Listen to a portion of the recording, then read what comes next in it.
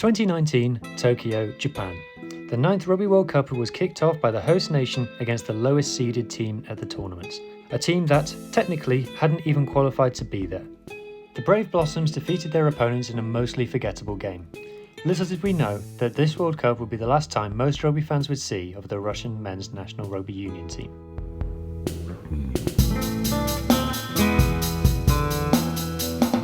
In 2022, following the invasion of Ukraine, Russia was excluded from international sports. This marked at least a temporary end to a rugby story that had only truly begun 30 years previously. Since then, the sport in the country has been in limbo, as the Pirate Rugby podcast was told by former Blitzbok Viljo Zangwa, who now works in Russia as a coach. It's just a matter of we're not allowed to play internationally. I mean, we're still waiting for the go-ahead to be able to compete, but at the moment we're just focusing on clubs. But again, we're losing a lot of talent. I mean, some guys that were amazing rugby players at 28 years old are now reaching the stages of 31, 32, and without not knowing when they will ever compete international against. Due to the unique way that World Rugby's rankings are calculated, Russia is still technically ranked 25th in the world. They're actually ranked higher than several current Rugby Europe nations. The women's rugby team is ranked even higher at 14th in the world, above the likes of Fiji and Samoa. This suggests that they could have been competing for a spot in WXV2 this year alongside the likes of Six Nations sides, Scotland and Wales. Russia's men's team as we know it came into being in 1992, following the collapse of the Soviet Union.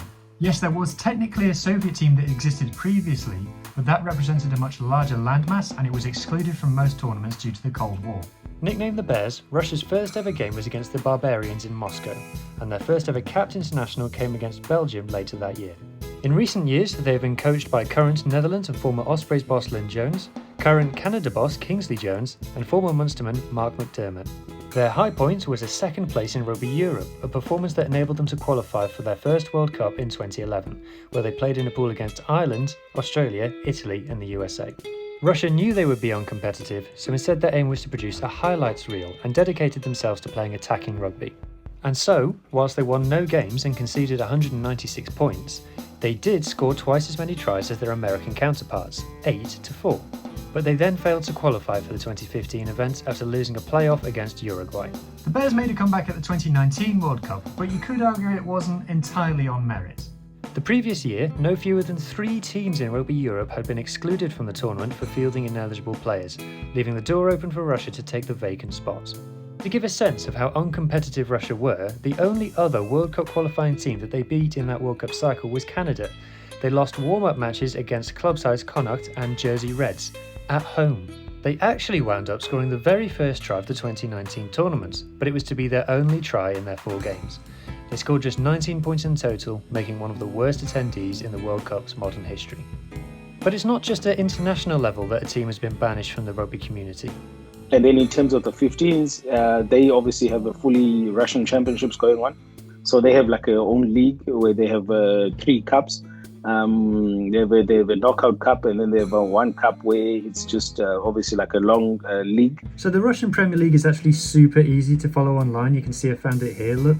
One of the interesting things about this league, 8 of the 9 teams qualify for the end of season playoffs. Did you know that actually used to be a 3rd tier European club competition below the Champions Cup and the Challenge Cup? The European Rugby Continental Challenge had finals played in 2017 and 2018 that were both won by Russian side Ainsley STM.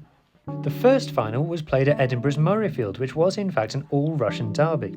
Ainsley also played in the Challenge Cup, recording famous victories against French side Brive, Welsh side Dragons and English sides Newcastle and Worcester. Meanwhile, fellow Russian side Crancy Yar beat Stade Francais. However, playing club rugby in Russia brings its own unique challenges, as Viljo explains. The 15s normally stop playing around about November, and they pick it up again in April. So that you do get that kind of a 4 month break, because obviously does get a little bit tough to play rugby in those winter conditions. In 2015, Ainsley's home match against Connacht was played at a freezing -20 degrees Celsius. Owing to the huge distances teams are forced to travel to play rugby in Russia, it is sometimes deemed better to play the game in freezing conditions rather than to cancel it. Russia was also a founding member of the Rugby Europe Super Cup, the tournament Georgian side Black Lion play in. Until 2022, they actually fielded 2 teams in the league and qualified for the end of season playoffs. but their exclusion due to the war in Ukraine prevented them from taking part. The biggest effect of Russia's exclusion from rugby, though, was arguably the impact to the Sevens circuit. Russia is still ranked 18th in Sevens, and Moscow has hosted rounds of the Seven Series in the past. At the last Olympic Games, Russia's women's Sevens team competed under the ROC banner, beating Kenya and qualifying for the quarter-final stages. Now, though, banned from any form of competition, Vuyo says that generation of talent has almost entirely been lost. It literally, as soon as everything started and the sanctions, they lost those girls. So now most of those girls have actually looked for other opportunities in terms of just moving on with their lives. So yeah, it is a little bit tough, but yeah, it is what it is. This month, the Pirate Rugby is sponsored by Manscaped. Use code PIRATES20 for 20% off and free shipping on checkout. Cheers.